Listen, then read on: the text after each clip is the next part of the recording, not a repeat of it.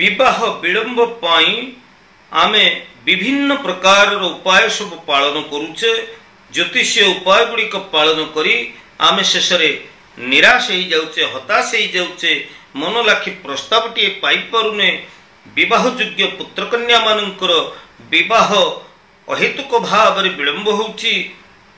काहेकि एपरी समस्या होउची एवं कौन रही एहार निराकरण उपाय, केमिति शीघ्र विवाह योग्य पुत्र कन्यांकर विवाह स्थिरीकृत हो पारिबो, एही संपर्क रे आज यह स्वतंत्र उपस्थापना को मु हार्दिक स्वागत जनाऊँगी ज्योतिर्विद सुधीर।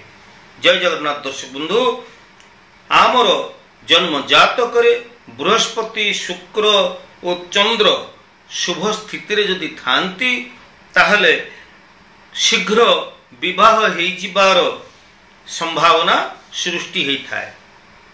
जदि आमर जन्म जातक बृहस्पति ग्रह शुभ स्थिति रे अछंती, शुक्र ग्रह एवं चंद्र ग्रह शुभ स्थिति रे अछंती, ताहले एपरि क्षेत्र रे खूब शीघ्र विवाह हो जिबार संभावना थाए।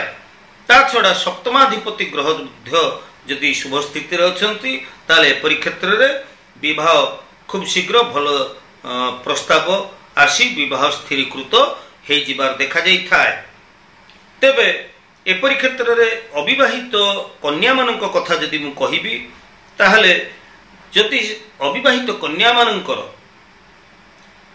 बृहस्पति ग्रह जदि जन्म जातक अशुभ स्थिति रे थांती ताले निश्चित भाव रे विवाह क्षेत्र रे विलंब घटई थांती। दर्शक बंधु, जदि जन्म जातक पुओ हुंतु कि झियो हुंतु, विवाह योग्य पुत्र हुंतु किंबा कन्या हुंतु, जदि एमानंकर जन्म जातक मांगलिक दोष थाए, काल सर्प बंधन दोष थाए, ताहले एपरि क्षेत्र रे विवाह सहजरे स्थिरीकृत हो पारे नहीं। विवाह बयस अतिक्रांत हो जाउथिले मध्य विवाह स्थिर हो पारे नहीं। विवाह क्षेत्र रे बाधा एवं विलंब जोग सृष्टि होता है।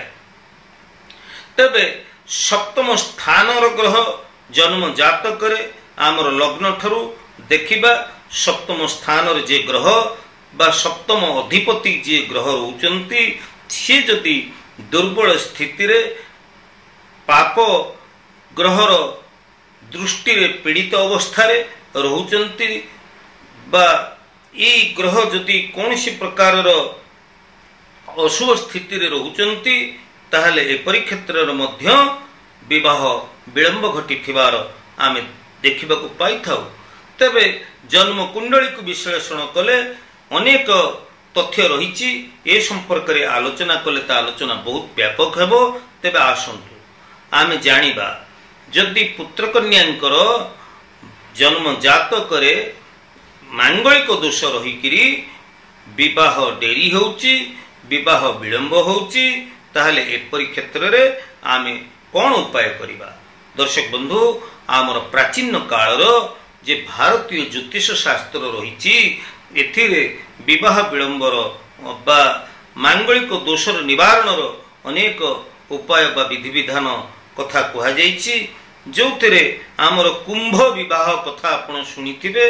आपणकर ए जे मंगल दोष को कौनसी गोटे अविवाहित कन्या तार जदि जन्म जातक रे मंगल दोष रही विवाह डेरी होउची बा विलंब होउची, एपरि क्षेत्र रे दुईटी कुंभ बा कलश को पूजा करा जाइता है।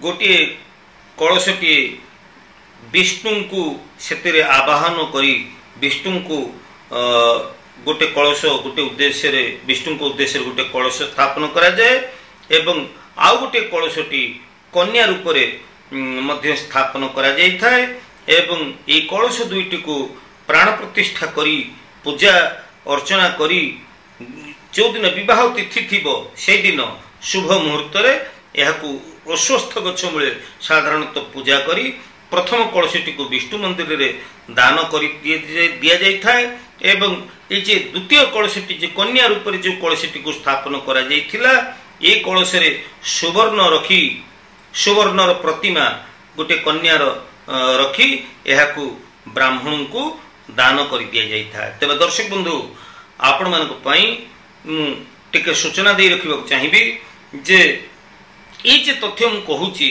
ये हूँ आम प्राचीन भारतीय ज्योतिष शास्त्र तथ्य। एथिरे मु व्यक्तिगत भाव में जदि आप मत पचारती जे कुंभ विवाह करवा कि मु मना करी आपन को कुंभ विवाह करंतु नाही कि कौन सी ज्योतिषी जदि आपन को कहउचंती कुंभ विवाह पाई मु केबे हेले व्यक्तिगत भाव में यहाकू समर्थन करी नाही।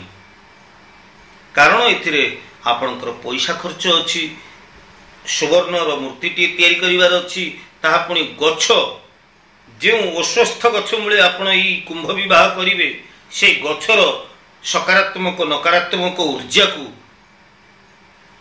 जे आपन को ई कुंभ बा कलश विवाह करने कथा कहते से प्रथमे से गछर ऊर्जा को देखंतु से सकारात्मक ऊर्जा अच्छी कि नकारात्मक ऊर्जा अच्छी। तेणु मुझे व्यक्ति मुझे दिग को जाऊनी बहुत एक गुड़े आलोचना कले आमर तो प्रसंगटी बहुत लंबा हो।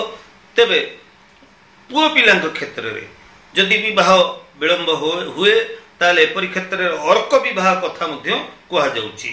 विवाह तिथि शुभ दिन शुभ मुहूर्त जमिति विवाह करा जाए ठीक सेमती मंदार फूल